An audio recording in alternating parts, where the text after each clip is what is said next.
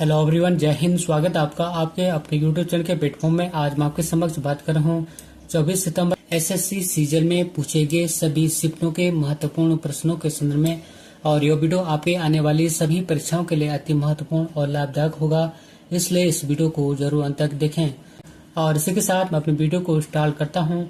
और फर्स्ट और महत्वपूर्ण प्रश्न पूछा था कि दिल्ली की पहली और आखिरी महिला शासक कौन थी। इसका आंसर है रजिया सुल्तान। और रजिया सुल्तान भारत की पहली और आखिरी महिला सुल्तान थी। और रजिया सुल्तान ने 1236 से 1240 के अंत तक दिल्ली पर शासन किया था। और 13 अक्टूबर 1240 को डाकुओं ने कैथल हरियाणा के पास रजिया की हत्या कर दी थी। अर्थात डाकुओं ने रजिया की हत्या 13 अक्टूबर 1240 को कैथल हरियाणा में कर दी थी। और नेक्स्ट महत्वपूर्ण प्रश्न पूछा था कि अखिल भारतीय किसान सभा पार्टी के संस्थापक कौन थे। इसका आंसर है सहजानंद सरस्वती। और अखिल भारतीय किसान सभा की स्थापना वर्ष 1936 में लखनऊ में सहजानंद सरस्वती जी ने की थी। एक बार पुनः रिपीट करता हूँ कि अखिल भारतीय किसान सभा की स्थापना वर्ष 1936 में सहजानंद सरस्वती ने की थी। और नेक्स्ट महत्वपूर्ण प्रश्न पूछा गया था कि दूध से दही जमाना कैसा परिवर्तन है। इसका आंसर है रासायनिक परिवर्तन। अर्थात दूध से दही जमाना रासायनिक परिवर्तन है। और दूध से दही लैक्टोबैसिलस जीवाणु के कारण बनती है। और दूध से दही बनने की प्रक्रिया को किण्वन कहते हैं। और यह एक रासायनिक परिवर्तन है। और इस क्रिया में दूध में उपस्थित लैक्टोज शर्करा लैक्टिक अम्ल में परिवर्तित हो जाती हैं। और नेक्स्ट महत्वपूर्ण प्रश्न पूछा था कि भारत का सर्वोच्च विधि अधिकारी किसे माना जाता है। इसका आंसर है महान्यायवादी या अटॉर्नी जनरल को। अर्थात भारत का सर्वोच्च विधि अधिकारी महान्यायवादी या अटॉर्नी जनरल को माना जाता है। और भारतीय संविधान के अनुच्छेद 76 में महान्यायवादी पद का प्रावधान किया गया है। और महान्यायवादी की नियुक्ति भारत के राष्ट्रपति महोदय के द्वारा की जाती है। और भारत के पहले महान्यायवादी या अटॉर्नी जनरल MC सीतलवाड़ थे। और नेक्स्ट महत्वपूर्ण प्रश्न पूछा था कि संविधान के किस अनुच्छेद में राष्ट्रपति के निर्वाचन मंडल के बारे में बताया गया है। इसका आंसर है अनुच्छेद 54 या आर्टिकल 54। और भारतीय संविधान के अनुच्छेद 54 में राष्ट्रपति महोदय के निर्वाचन मंडल के बारे में बताया गया है। बात करूं मैं राष्ट्रपति महोदय के निर्वाचन मंडल से संबंधित महत्वपूर्ण जानकारियों के संदर्भ में। राष्ट्रपति महोदय का निर्वाचन एक निर्वाचक मंडल के द्वारा होता है। और राष्ट्रपति के निर्वाचन मंडल में संसद के दोनों सदनों, राज्यसभा और लोकसभा के निर्वाचित सदस्य और राज्य विधानसभाओं के निर्वाचित सदस्य शामिल होते हैं। और एक बात यहाँ पे ध्यान रखने वाली बात है कि राष्ट्रपति महोदय के निर्वाचन मंडल में संसद के दोनों सदनों के मनोनीत सदस्य और राज्य विधानसभाओं के मनोनीत सदस्य शामिल नहीं होते हैं। और 70वें संविधान संशोधन अधिनियम 1992 के द्वारा दिल्ली और पुडुचेरी विधानसभाओं के निर्वाचित सदस्यों को भी राष्ट्रपति महोदय के निर्वाचन मंडल में शामिल किया गया है। और राष्ट्रपति के निर्वाचन में जनता प्रत्यक्ष रूप से भाग नहीं लेती है। इस प्रकार राष्ट्रपति का निर्वाचन अप्रत्यक्ष निर्वाचन है। और ये सभी पॉइंट एग्जामों में पूछे जाते हैं। और नेक्स्ट महत्वपूर्ण प्रश्न पूछा था कि ताडोबा राष्ट्रीय उद्यान कहाँ स्थित है। इसका आंसर है महाराष्ट्र राज्य में। अर्थात ताडोबा राष्ट्रीय उद्यान महाराष्ट्र राज्य में स्थित है। बात करूं मैं अन्य महत्वपूर्ण राष्ट्रीय उद्यानों के संदर्भ में तो महावीर हरिना वन स्थलीय राष्ट्रीय उद्यान तेलंगाना राज्य में स्थित है। सिम्बलवारा राष्ट्रीय उद्यान हिमाचल प्रदेश में स्थित है। और मुकुर्ती राष्ट्रीय उद्यान तमिलनाडु राज्य में स्थित है। और ये राष्ट्रीय उद्यान परीक्षा की दृष्टि से अति महत्वपूर्ण है। और नेक्स्ट महत्वपूर्ण प्रश्न पूछा था कि बाईसाइकिल किक किस खेल से संबंधित है। इसका आंसर है फुटबॉल से। अर्थात बाईसाइकिल शब्दावली फुटबॉल खेल से संबंधित है। बात करूं मैं फुटबॉल से संबंधित अन्य महत्वपूर्ण शब्दावलियों के संदर्भ में तो handball foul, half back, striker, full back, half back, free kick आदि फुटबॉल से संबंधित महत्वपूर्ण शब्दावली हैं। और फुटबॉल, हॉकी और क्रिकेट में 11-11 खिलाड़ी होते हैं। और नेक्स्ट महत्वपूर्ण प्रश्न पूछा था कि महेंद्र वर्मन प्रथम किस राजवंश से संबंधित थे जिसे कि पुलकेशन द्वितीय ने हराया था। इसका आंसर है पल्लव वंश से। और पल्लव राजा महेंद्र वर्मन को चालुक्य राजा पुलकेशन द्वितीय ने हराया था। और चालुक्य राजा पुलकेशन द्वितीय और पल्लव राजा महेंद्र वर्मन प्रथम के बीच पुलूर या पोलिलूर शहर में लगभग 618-19 में पुलुलूर की लड़ाई लड़ी गई थी और जिसमें कि पल्लव राजा महेंद्र वर्मन पराजित हुआ था। बात करें मैं पल्लव वंश से संबंधित महत्वपूर्ण जानकारियों के संदर्भ में तो पल्लव वंश का संस्थापक सिंह विष्णु था, जिसने कि 575 से 600 के मध्य शासन किया था और पल्लव वंश की राजधानी तमिलनाडु की कांची थी। और नेक्स्ट महत्वपूर्ण प्रश्न पूछा था कि भारत में मीठे पानी की सबसे बड़ी झील कौन सी है। इसका आंसर है वुलर झील, अर्थात भारत में मीठे पानी की सबसे बड़ी झील वुलर झील है और वुलर झील जम्मू कश्मीर के बांदीपुर जिले में स्थित है और वुलर झील भारत की सबसे बड़ी मीठे पानी की झील है और इस झील का क्षेत्रफल 160 किलोमीटर है और इसी झील पर अर्थात वुलर झील पर तुलबुल परियोजना है और यह परियोजना कई बार जम्मू में पूछी जाती है कि तुलबुल परियोजना किस झील पर स्थित है। इसका आंसर होगा वुलर झील। बात करूं मैं झील से संबंधित अन्य महत्वपूर्ण बिंदुओं के संदर्भ में, जैसे कि भारत की सबसे बड़ी तटीय झील चिल्का झील है जो कि उड़ीसा राज्य में स्थित है और यह खारे पानी की एक लैगून झील है। और नेक्स्ट है कि भारत की सबसे अधिक खारे पानी की झील सांबर झील है और यह राजस्थान राज्य में स्थित है। और नेक्स्ट है कि भारत की सबसे बड़ी कृत्रिम झील गोविंद बल्लभ पंत सागर है जो कि रिहन नदी पर बनाए गए बांध से बना है, अर्थात भारत की सबसे बड़ी कृत्रिम झील गोविंद बल्लभ पंत सागर है। और नेक्स्ट है कि भारत की सबसे अधिक ऊंचाई पर स्थित झील चोलामू झील है जो कि सिक्किम राज्य में स्थित है और चोलामू झील से ही तीस्ता नदी का उद्गम होता है। और नेक्स्ट महत्वपूर्ण प्रश्न पूछा था कि अमजद अली खान को वर्ष 2001 में कौन सा पुरस्कार मिला था। उसका आंसर है पद्म विभूषण। बात करूं मैं अमजद अली खान से संबंधित अन्य महत्वपूर्ण जानकारियों के संदर्भ में तो अमजद अली एक प्रसिद्ध सरोद वादक हैं और इन्हें वर्ष 1975 में पद्मश्री, वर्ष 1989 में संगीत नाटक अकादमी पुरस्कार, वर्ष 1989 में तानसेन सम्मान, वर्ष 1991 में पद्म भूषण और वर्ष 2001 में पद्म विभूषण से सम्मानित किया जा चुका है। और नेक्स्ट महत्वपूर्ण प्रश्न पूछा था कि महानदी डेल्टा पर कौन सा NW अर्थात राष्ट्रीय जलमार्ग है। उसका आंसर है NW5 या राष्ट्रीय जलमार्ग संख्या 5 और राष्ट्रीय जलमार्ग संख्या 5 या NW5 पश्चिम बंगाल और उड़ीसा राज्य में स्थित है और राष्ट्रीय जलमार्ग संख्या 5 या NW5 तलचर से धामरा तक ब्राह्मणी नदी पर स्थित है। और नेक्स्ट महत्वपूर्ण प्रश्न पूछा था कि कौन सा आनंद का त्योहार असमिया नववर्ष और बसंत की शुरुआत का अग्रदूत है। उसका आंसर है बुहाग बिहू। और असम राज्य में वर्ष में 3 बिहू त्योहार मनाए जाते हैं, जिसमें कि फर्स्ट है बुहाग या रोंगाली बिहू, सेकंड है कट बिहू या कोंगाली बिहू और थर्ड है माघ बिहू। बात करें में बुहाग या रोंगाली बिहू के संदर्भ में तो यह अप्रैल माह में मनाया जाता है और इसे असमिया नववर्ष के रूप में भी मनाया जाता है और यह असमिया कैलेंडर की शुरुआत और बसंत ऋतु की शुरुआत का प्रतीक है। बात करूं मैं कट बिहू या कोंगाली बिहू के संदर्भ में तो यह त्योहार अक्टूबर माह में मनाया जाता है और जबकि माघ बिहू जनवरी माह में मनाया जाता है। और नेक्स्ट महत्वपूर्ण प्रश्न पूछा था कि अखिल भारतीय ट्रेड यूनियन कांग्रेस या एटक की स्थापना कब हुई थी।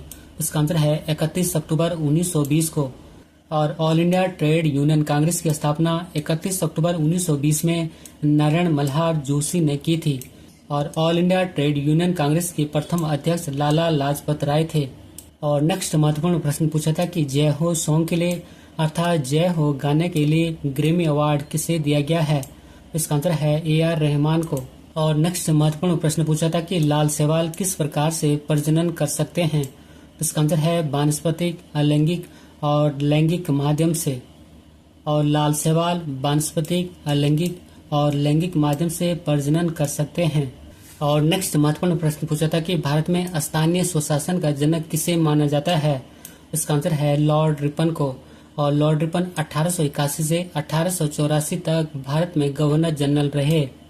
बात करूं मैं लॉर्ड रिपन से संबंधित महत्वपूर्ण जानकारियों के संदर्भ में तो लॉर्ड रिपन के कार्यकाल में भारत में पहली बार नियमित जनगणना वर्ष 1881 में हुई थी और लॉर्ड रिपन के कार्यकाल में ही भारत में प्रथम कारखाना अधिनियम लाया गया था। और ये दोनों पॉइंट एग्जाम पर्पज की दृष्टि से अति महत्वपूर्ण हैं। और नेक्स्ट महत्वपूर्ण प्रश्न पूछा था कि आर्य समाज के संस्थापक कौन थे। इसका आंसर है स्वामी दयानंद सरस्वती। और स्वामी दयानंद सरस्वती ने 10 अप्रैल 1875 को बम्बई में आर्य समाज की स्थापना की थी और उनका अर्थात दयानंद सरस्वती का बचपन का नाम मूल शंकर था। और ये पॉइंट भी कई बार एग्जामों में पूछा जाता है कि दयानंद सरस्वती का बचपन का नाम क्या था, तो इसका आंसर होगा मूल शंकर। और नेक्स्ट महत्वपूर्ण प्रश्न पूछा था कि भारत के किस केंद्र शासित प्रदेश में प्रति वर्ग किलोमीटर जनसंख्या का घनत्व सबसे अधिक है, तो इसका आंसर है दिल्ली। और दिल्ली का जनसंख्या घनत्व 11,320 व्यक्ति प्रति वर्ग किलोमीटर है। बात करूं मैं दिल्ली से संबंधित महत्वपूर्ण जानकारियों के संदर्भ में, तो दिल्ली की स्थापना 1 नवंबर 1956 में हुई थी और 69वें संविधान संशोधन 1991 के द्वारा दिल्ली और उसके शहरी क्षेत्र को राष्ट्रीय राजधानी क्षेत्र का दर्जा प्रदान किया गया था। और दिल्ली के प्रथम मुख्यमंत्री चौधरी ब्रह्म प्रकाश थे और दिल्ली के प्रथम उप राज्यपाल आदित्यनाथ झा थे, जबकि दिल्ली की प्रथम महिला मुख्यमंत्री सुषमा स्वराज थी। और नेक्स्ट महत्वपूर्ण प्रश्न पूछा था कि वर्ष 2023 में ओडीआई क्रिकेट वर्ल्ड कप की मेजबानी किसने किया था, तो इसका आंसर है भारत ने। और नेक्स्ट महत्वपूर्ण प्रश्न पूछा था कि Wisden cricket of the year 2022 किसे दिया गया है, इसका आंसर है रोहित शर्मा और जसप्रीत बुमराह को। अर्थात Wisden cricket of the year 2022 में रोहित शर्मा और जसप्रीत बुमराह को दिया गया है। और नेक्स्ट महत्वपूर्ण प्रश्न पूछा था कि वर्ष 2031 में क्रिकेट का वर्ल्ड कप कहाँ होगा, इसका आंसर है भारत और बांग्लादेश में। अर्थात वर्ष 2031 में क्रिकेट का वर्ल्ड कप भारत और बांग्लादेश में आयोजित किया जाएगा। और नेक्स्ट महत्वपूर्ण प्रश्न पूछा था कि तमिलनाडु राज्य में SC/ST संशोधन कब हुआ था, इसका आंसर है वर्ष 1993 में। और महत्वपूर्ण प्रश्न है कि वर्ष 1927 में मंदिर प्रवेश आंदोलन किसने शुरू किया, तो इसका आंसर है भीमराव अंबेडकर ने। और वर्ष 1927 का मंदिर प्रवेश आंदोलन डॉक्टर भीमराव अंबेडकर के द्वारा शुरू किया गया था और यह निचली जाति के लोगों को मंदिर में प्रवेश की अनुमति देने के लिए एक आंदोलन था। और एक बार पुनः रिपीट करता हूँ कि वर्ष 1927 में मंदिर प्रवेश आंदोलन को डॉक्टर भीमराव अंबेडकर ने शुरू किया था। और नेक्स्ट महत्वपूर्ण प्रश्न पूछा था कि वर्ष 1912 में बिहार में भारतीय राष्ट्रीय कांग्रेस का अधिवेशन कहाँ हुआ था, तो इसका आंसर है पटना में। और वर्ष 1912 में भारतीय राष्ट्रीय कांग्रेस का 27वां अधिवेशन पटना के निकट बांकीपुर में आयोजित किया गया था और इस अधिवेशन की अध्यक्षता श्री रघुनाथ नरसिंह मधोलकर ने की थी। और नेक्स्ट महत्वपूर्ण प्रश्न पूछा था कि मुगल बादशाह बाबर का वास्तविक नाम क्या था, इसका आंसर है जहीरुद्दीन मोहम्मद। और बाबर या जहीरुद्दीन मोहम्मद भारत में मुगल साम्राज्य का संस्थापक था और वह अर्थात बाबर अपने पिता की ओर से तैमूर और माता की ओर से चंगेज खान का वंशज था। और वर्ष 1494 में 11 वर्ष की आयु में बाबर अपने पिता उमर शेख मिर्जा के स्थान पर फरगना का शासक बना था। और ये पॉइंट भी कई बार एग्जामों में पूछा जाता है कि बाबर के पिता का नाम क्या था, तो उसका आंसर होगा उमर शेख मिर्जा। और नेक्स्ट महत्वपूर्ण प्रश्न पूछा था कि भारत के संविधान का कौन सा अनुच्छेद भारत के नियंत्रक महालेखा परीक्षक या कैग का प्रावधान करता है, उसका आंसर है अनुच्छेद 148।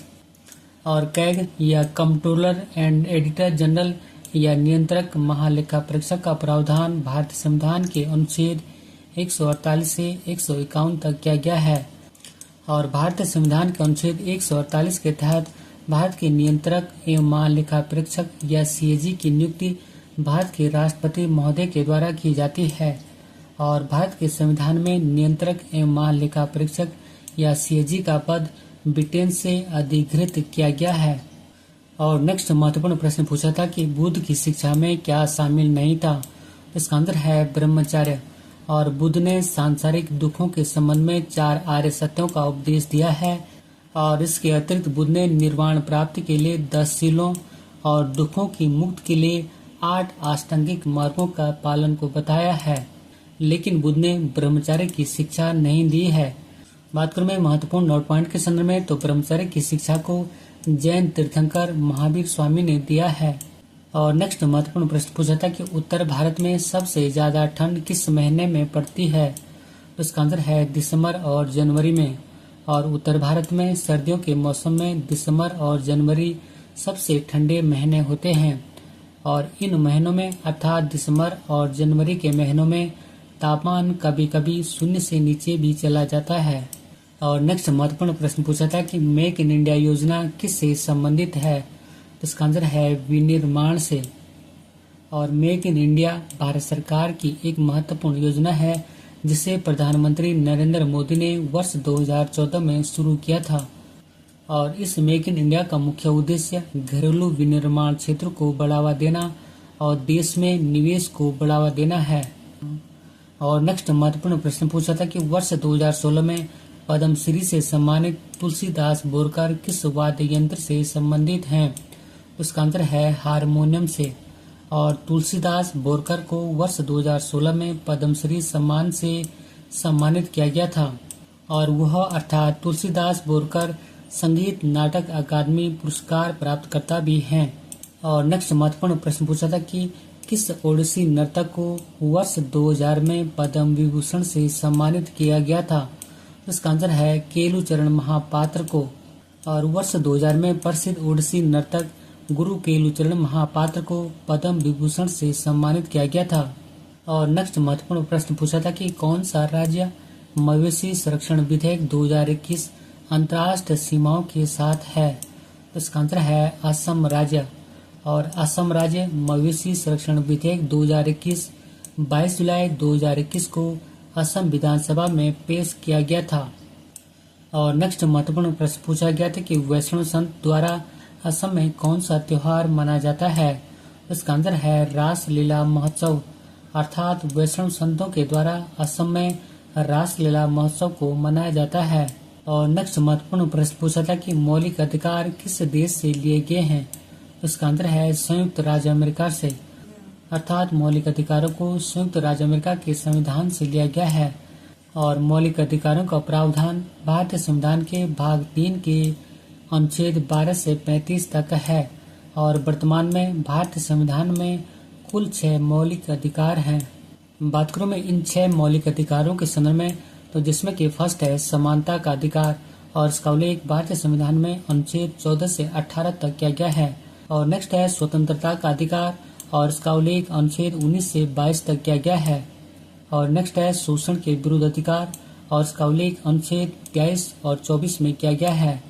और नेक्स्ट है धार्मिक स्वतंत्रता का अधिकार, और इसका उल्लेख अनुच्छेद 25 से 28 तक किया गया है।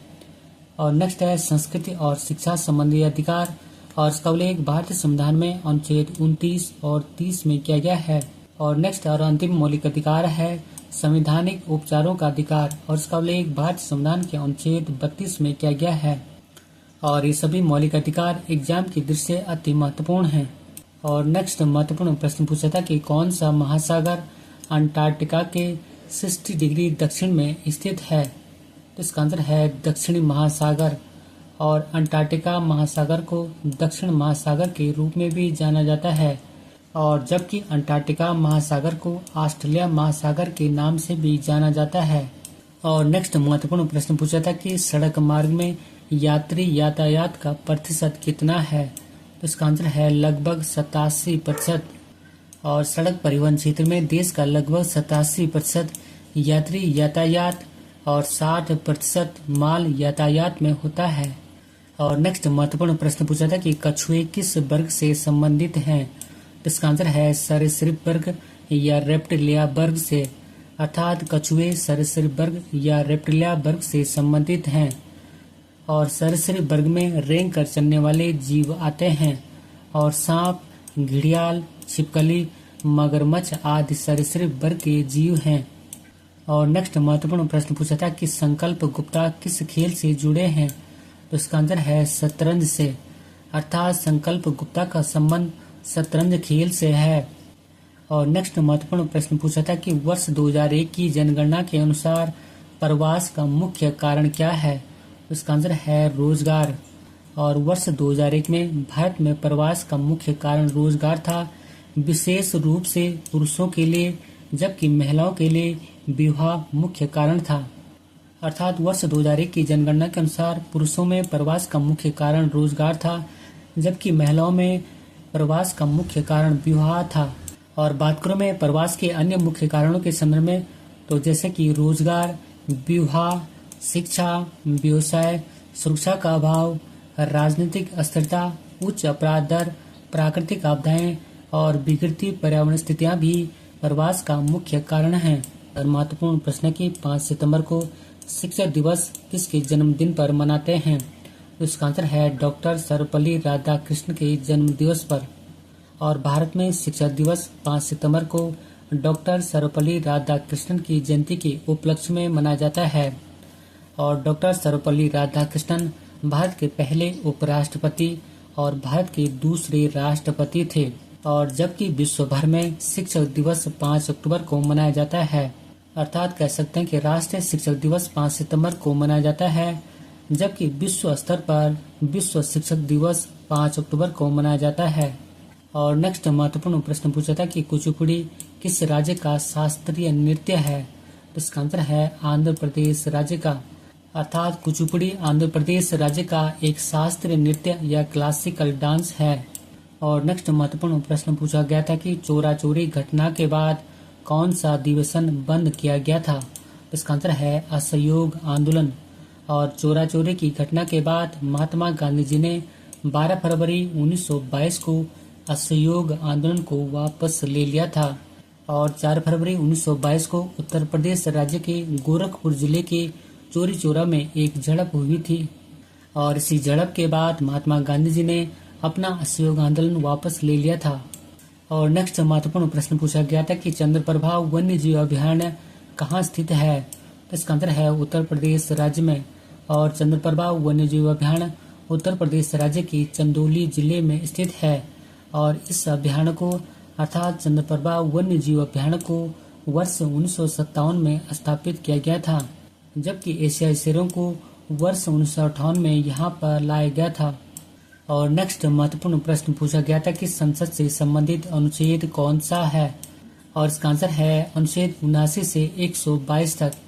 और भारतीय संविधान के भाग 5 के अंतर्गत अनुच्छेद 79 से अनुच्छेद 122 में संसद के गठन, संरचना, अवधि, अधिकारियों, प्रक्रिया, विशेषाधिकार और शक्तियों के बारे में बताया गया है।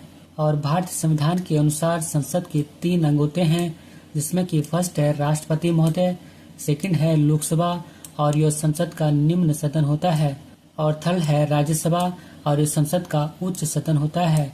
इस प्रकार संसद के 3 अंग राष्ट्रपति, लोकसभा और राज्यसभा होते हैं। और नेक्स्ट महत्वपूर्ण प्रश्न पूछा गया था कि विधवा पुनर्विवाह कब आया था? इसका आंसर है वर्ष 1856 में। अर्थात विधवा पुनर्विवाह अधिनियम वर्ष 1856 में आया था। और ईश्वर चंद्र विद्यासागर के सुझाव से विधवा पुनर्विवाह अधिनियम पारित हुआ था। और विधवा पुनर्विवाह अधिनियम को गवर्नर जनरल लॉर्ड कैनिंग ने पारित किया था, जबकि इस विधवा पुनर्विवाह अधिनियम का ड्राफ्ट लॉर्ड डलहौजी ने तैयार किया था। और नेक्स्ट महत्वपूर्ण प्रश्न पूछा गया था कि उदारीकरण किस औद्योगिक नीति में पेश किया गया था? इसका आंसर है वर्ष 1991 में। और भारत में आर्थिक उदारीकरण की नीति 24 जुलाई 1991 को लागू हुई थी। और इसे एलपीजी अर्थात उदारीकरण, निजीकरण और वैश्वीकरण मॉडल के नाम से भी जाना जाता है। और वर्ष 1991 में भारत के प्रधानमंत्री नरसिम्हा राव और वित्त मंत्री मनमोहन सिंह जी थे। अर्थात भारत में जब एलपीजी मॉडल को लागू किया गया था तब भारत के प्रधानमंत्री नरसिम्हा राव और वित्त मंत्री मनमोहन सिंह जी थे। और नेक्स्ट क्वेश्चन पूछा गया था कि वर्ष 2011 की जनगणना के अनुसार भारत की वार्षिक जनसंख्या वृद्धि दर क्या थी? इसका आंसर है 1.64। अर्थात वर्ष 2011 की जनगणना के अनुसार भारत की वार्षिक जनसंख्या वृद्धि दर 1.64% थी। और नेक्स्ट क्वेश्चन पूछा गया था कि कौन सा जल डमरू मध्य या कौन सी जल संधि अमेरिका और रूस को अलग करती है? इसका आंसर है बेरिंग जल डमरू मध्य या बेरिंग जल संधि। अर्थात बेरिंग जल संधि अमेरिका और रूस को अलग करती है। और नेक्स्ट क्वेश्चन पूछा गया था कि प्रारंभिक वैदिक काल में एक धनवान व्यक्ति को किसके रूप में जाना जाता था? इसका आंसर है गोमत। अर्थात प्रारंभिक वैदिक काल में एक धनवान व्यक्ति को गोमत के रूप में जाना जाता था। और प्रारंभिक ऋग्वैदिक काल में गाय को सबसे मूल्यवान संपत्ति माना जाता था। और नेक्स्ट क्वेश्चन पूछा गया था कि अस्थायी लागत पर सकल राष्ट्र उत्पाद या एनएनपी किसके बराबर होता है? इसका आंसर है राष्ट्रीय आय के बराबर। अर्थात अस्थायी लागत पर सकल राष्ट्रीय उत्पाद या एनएनपी राष्ट्रीय आय के बराबर होता है। और नेक्स्ट क्वेश्चन पूछा गया था कि आईगोट या इंटीग्रेटेड गवर्नमेंट ऑनलाइन ट्रेनिंग किससे संबंधित है। तो इसका आंसर है कोविड-19 से। और आईगोट अर्थात integrated government online training platform कोविड-19 महामारी के दौरान अग्रिम पंक्ति के कार्यकर्ताओं के प्रशिक्षण के लिए शुरू किया गया था। बात करूं मैं आईगोट के मुख्य उद्देश्य के संदर्भ में, तो इसका मुख्य उद्देश्य चिकित्सकों, नर्सों, अर्ध चिकित्सा कर्मियों, तकनीशियनों और अन्य स्वास्थ्य कार्यकर्ताओं को कोविड-19 के प्रबंधन के लिए आवश्यकता, कौशल और ज्ञान प्रदान करना था। और नेक्स्ट क्वेश्चन पूछा गया था कि कौन सा शासक गुर्जर प्रतिहार वंश से संबंधित है। तो इसका आंसर है नागभट्ट, अर्थात गुर्जर प्रतिहार वंश से संबंधित शासक नागभट्ट है। और नागभट्ट प्रथम गुर्जर प्रतिहार वंश के संस्थापक थे। और नागभट्ट प्रथम ने 730 ईस्वी से 760 ईस्वी के मध्य शासन किया था। और नागभट्ट प्रथम को हरिश्चंद्र के नाम से भी जाना जाता है। और नेक्स्ट महत्वपूर्ण प्रश्न पूछा गया था कि आईपीएल 2023 का फाइनल मैच किस स्टेडियम में खेला गया। इसका आंसर है नरेंद्र मोदी स्टेडियम, जो कि अहमदाबाद गुजरात राज्य में स्थित है। अर्थात आईपीएल 2023 का final match Narendra Modi stadium, जो कि गुजरात राज्य के अहमदाबाद में स्थित है, स्टेडियम में खेला गया था। और नेक्स्ट क्वेश्चन पूछा गया था कि 1 अमंग यू पुस्तक किसने लिखी है। इसका आंसर है M.K. स्टालिन ने, अर्थात 1 अमंग यू पुस्तक M.K. स्टालिन ने लिखी थी। और नेक्स्ट क्वेश्चन पूछा गया था कि अमजद अली खान को राजीव गांधी सद्भावना अवार्ड कब मिला। इसका आंसर है वर्ष 2013 में, अर्थात अमजद अली खान को राजीव गांधी सद्भावना अवार्ड वर्ष 2013 में मिला था। बात करूं मैं अमजद अली खान से संबंधित महत्वपूर्ण जानकारियों के संदर्भ में, तो अमजद अली खान एक प्रसिद्ध सरोद वादक हैं और इन्हें वर्ष 1975 में पद्मश्री, वर्ष 1989 में संगीत नाटक अकादमी पुरस्कार, वर्ष 1989 में तानसेन सम्मान, वर्ष 1991 में पद्म भूषण और वर्ष 2001 में पद्म विभूषण से सम्मानित किया गया था। और नेक्स्ट क्वेश्चन पूछा गया था कि गंगूबाई हंगल किस घराने से संबंधित है। तो इसका आंसर है किराना घराने से, अर्थात गंगूबाई हंगल का संबंध किराना घराना से है।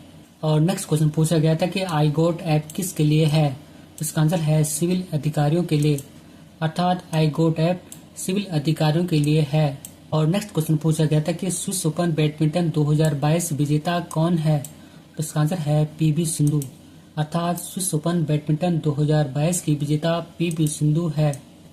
और इसी क्वेश्चन के साथ अपने वीडियो को समाप्त करता हूँ। यदि आपको मेरा वीडियो का कंटेंट पसंद आए तो वीडियो को लाइक, शेयर और सब्सक्राइब करना। मिलते हैं जल्दी नेक्स्ट वीडियो में। Thank you for watching. God bless you. जय हिंद।